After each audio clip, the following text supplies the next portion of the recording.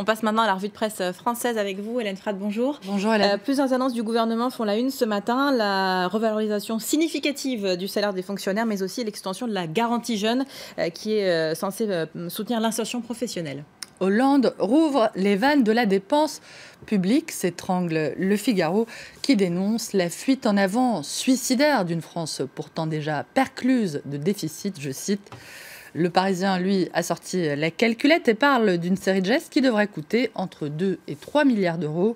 Des milliards pour reconquérir la gauche, selon le journal, qui explique que François Hollande se lance dans la chasse aux déçus pour renouer avec son électorat traditionnel à un an de la présidentielle.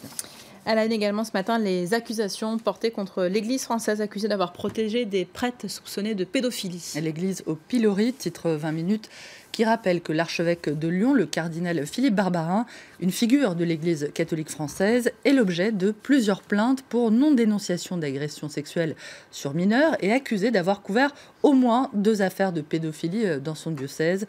D'après le site du Point, un nouveau scandale serait sur le point d'éclater. C'est ce qu'aurait indiqué François Deveau, victime présumée et président de l'association La Parole Libérée. Selon lui, une 3e affaire de pédophilie concernant un prêtre lyonnais devrait être rendue publique dans les prochaines heures, je le cite. Pédophilie, l'Église face aux victimes, titre La Croix, qui rapporte que le cardinal Barbarin se défend d'avoir jamais couvert la moindre affaire de pédophilie, je le cite, tentant d'expliquer les raisons pour lesquelles il a décidé de maintenir dans des paroisses les deux prêtres mis en cause. La Croix regrette que les catholiques, et pas seulement la hiérarchie ecclésiale, aient trop longtemps cherché la protection du silence, y compris lorsqu'ils s'employaient à faire le nécessaire pour lutter contre le phénomène de la pédophilie. Un silence, assure le journal, non pour protéger les criminels, mais pour protéger la réputation de l'Église et aussi celle des familles concernées. Mais même motivé par un simple souci de pudeur, un tel silence se paye très cher, écrit La Croix, surtout pour les victimes condamnées à intérioriser une douleur qui les ronge.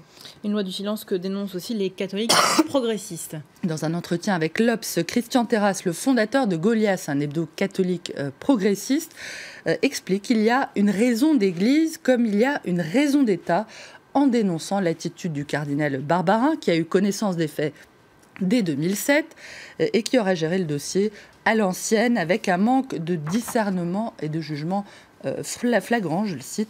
Selon lui, l'Église a du mal à se défaire de ces vieux démons. Nous sommes face à un problème politique, prévient-il. Des individus déviants continuent à être protégés par leur institution. L'Église n'agit toujours que dos au mur lorsqu'il y a des plaintes déposées à visage découvert. D'après Slate, l'affaire Barbarin mélange à la fois honte pour l'Église et harcèlement des médias. Pas un mot n'est dit dans les médias qui harcèlent l'archevêque Barbarin de sa détermination à remettre de l'ordre dans des congrégations où s'étaient produits de graves manquements aux vœux religieux, rappelle le site, qui juge que la plus scrupuleuse honnêteté aurait pourtant commandé de rappeler un incident qui avait opposé le cardinal Barbarin à une journaliste d'un hebdo local. Cette journaliste, pour les besoins d'une enquête, s'était fait passer pour la victime d'un viol commis par un prêtre et avait demandé à le rencontrer. Sa réaction, rappelle Slate, avait été sans ambiguïté. L'archevêque de Lyon avait pressé la fausse victime d'avertir immédiatement la police, déclarant « Tant pis si c'est une honte supplémentaire pour l'Église, car cela peut rendre service à tout le monde », je le cite. Le cardinal Barbarin, prévient Slate, est une cible trop facile, notamment pour avoir été le porte-parole de cette partie de l'Église qui a manifesté contre le mariage pour tous. Depuis, il passe pour complice d'un ordre moral répressif et hypocrite, aujourd'hui pervers, qui serait incarné par l'Église catholique. Fin de citation. On termine avec la colère des habitants du très chic 16e arrondissement de Paris. Des riverains très remontés contre un projet de centre d'hébergement à leur porte. Ce projet de centre d'hébergement d'urgence pour les migrants et les sans-abri sur le site classé du Bois de Boulogne a été lancé par la maire socialiste de Paris, Anne Hidalgo. C'est ce que rappelle Le Figaro, qui rappelle aussi qu'il s'agit d'un centre provisoire ouvert pour une durée de 3 ans. Qu'importe, pour une partie des habitants du Cru, vous l'avez dit, la coupe est pleine. Le journal raconte que la réunion d'information publique qui s'est tenue hier a viré au pugilat, huées, sifflets, nom d'oiseaux. Le journal évoque des riverains galvanisés. Extrait. Marre des violences, ce terrain ne vous appartient pas, voleurs, Hidalgo au bois. D'après la mairie de Paris, le 16e arrondissement ne compte actuellement que 8 places en hébergement d'urgence contre 9 700 dans la capitale. Merci beaucoup Hélène pour cette revue de presse. Restez avec nous, on se retrouve juste après la pause pour un nouveau journal.